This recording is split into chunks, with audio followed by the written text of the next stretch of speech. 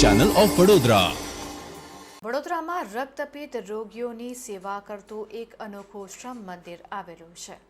રક્તપિત્ત જેવા શારીરિક અભિશાપ હજુ પણ ક્યાંક ને ક્યાંક જોવા મળે છે. તેની સામે સમાજમાં આજે પણ અનેક સંસ્થાઓ પ્રસિદ્ધ સંત દેવીદાસ, અમર દેવીદાસની જેમ સેવાની ધૂન થકાવી નિસ્વાર્થ ભાવે કામ કરી રહી છે. આ રોગથી પીડાતા લોકોને બહારના તો ઠીક, પરંતુ ઘરના પણ સ્વીકારતા નથી. ત્યારે વડોદરા નજીક સિંધરોડ ગામમાં આવેલા એક શ્રમ મંદિર દ્વારા રક્તપિત્તથી પીડાતા લોકોનું નિદાન, સારવાર અને પુનઃસ્થાપનની ઉમદા કામગીરી દેવીબેન દ્વારા કરવામાં આવી રહી છે. આ શ્રમ મંદિર રક્તપિત્તની બીમારીથી પીડાતા લોકો માટેનું એક આખું ગામ જ બની ગયું છે, જ્યાં લાગણી છે, સ્નેહ છે અને દરેક પીડિતો માટે પરિવારની હૂંફ છે. એક અનોખું નગર જ્યાં રક્તપિત્ત ધરાવતા દર્દીઓ વસવાટ કરે છે.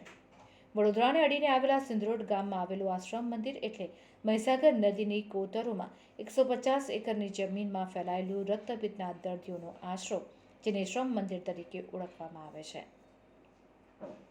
વર્ષ 1978માં નિર્માણ પામેલા આ શ્રમ મંદિરમાં પ્રારંભે તો 50 પથારીની હોસ્પિટલ જ હતી, જ્યાં ધીમે ધીમે 300 જેટલા દર્દીઓનું પુનર્વસન કરવામાં આવ્યું, જેમાંથી મોટાભાગના દર્દીઓ સારવાર લઈને પગભર બન્યા છે. છેલ્લા 38 વર્ષથી આ સંસ્થામાં સેવા આપતા દેવીબેને જણાવ્યું કે આ શ્રમ મંદિરમાં હાલમાં 300 જેટલા રક્તપિત્તના દર્દીઓ છે. અહીં બાળકો માટેની છાત્રાલય, વૃદ્ધ અને દિવ્યાંગજનો માટે ડોર મેટ્રેસ તથા 150 જેટલા ક્વાર્ટર્સ છે. આ ઉપરાંત સ્ટાફ ક્વાર્ટર્સની પણ અલાયદી વ્યવસ્થા છે. શ્રમ મંદિરમાં ન માત્ર ગુજરાતના પરંતુ દેશના અનેક રાજ્યોના લોકો વસવાટ કરી રહ્યા છે, જેમાં આંધ્રપ્રદેશ, કર્ણાટક, મહારાષ્ટ્ર, ગુજરાત અને સીમા પારથી એટલે કે નેપાળના દર્દીઓ પણ વસવાટ કરે છે. આ ગામમાં ખેતી ઉપરાંત ગૌશાળા પણ નાગરનો એક ભાગ છે. અહીં ચાલતી ગૌશાળા આધુનિક ઢબની છે.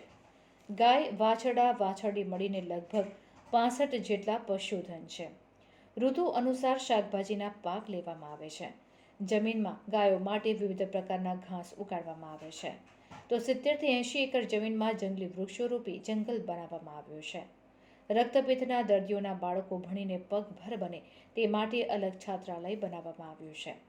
અહીં વડોદરા જિલ્લા પંચાયત દ્વારા ધોરણ 1થી 7ની પ્રાથમિક શાળા ચલાવવામાં આવે છે અને ધોરણ 8થી 12ના વિદ્યાર્થીઓ અભ્યાસ અર્થે વડોદરા શહેરમાં જાય છે, જેમના માટે મંદિર તરફથી પરિવહનની વ્યવસ્થા પણ કરવામાં આવી છે.